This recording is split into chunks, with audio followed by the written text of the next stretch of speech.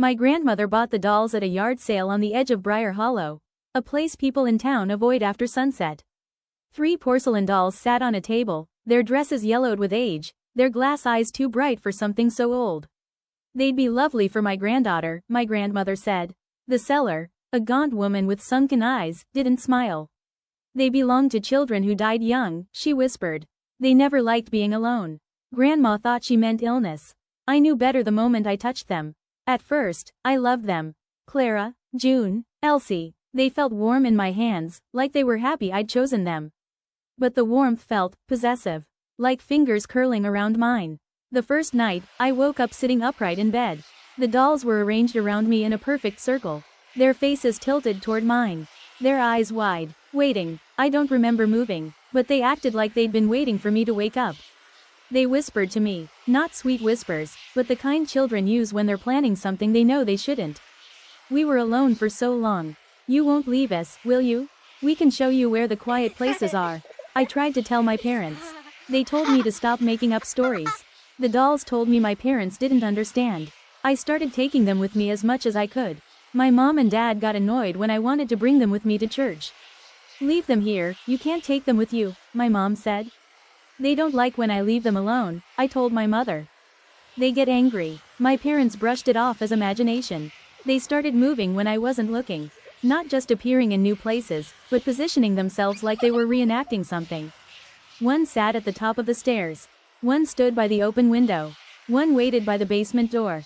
They told me they were showing me the ways out. I started waking up in places I didn't remember walking to. Standing at the pond's edge. Barefoot in the cold. The dolls lined up behind me like little sentries. They told me the water was soft. That it felt like going home. My dad found me at the top of the basement stairs, eyes open but blank. The dolls were arranged neatly by my feet. He grabbed my arm to stop me from toppling down the stairs. It jerked me awake. I was confused and scared and I started crying that I had no idea why I was going to the basement. When my baby brother's stroller rolled toward the basement steps, Mom screamed at me. I cried. It wasn't me. They said he wanted to play with us. But the dolls were behind her, sitting neatly on the floor, their heads tilted, like they were enjoying the chaos. Everything changed the night Dad stayed up late. He heard footsteps, tiny, deliberate, too steady to be mine. He stepped into the hallway, and saw them. The dolls, walking, their porcelain feet tapping softly on the wood, their heads turning toward my room. Then one doll, Clara, turned her head toward him. Slowly, deliberately, her glass eyes blinked. Mark lunged forward, grabbed all 3 dolls, and shoved them into a storage bin. He duct-taped it shut, threw it into his car. He didn't breathe until they were locked in the trunk. The demonologist didn't even touch the dolls. He just stared at them and whispered, "These aren't haunted. They're inhabited by children who died angry and want someone living to take their place." Dad asked if they wanted to hurt me. The demonologist said, "They don't think of it as hurting." The demonologist recommended a spiritualist who could help. The spiritualist performed the cleansing. The dolls shook inside the box, not violently, but rhythmically. Like children rocking themselves to sleep. Then the voices started, soft at first, then rising, pleading, begging, furious.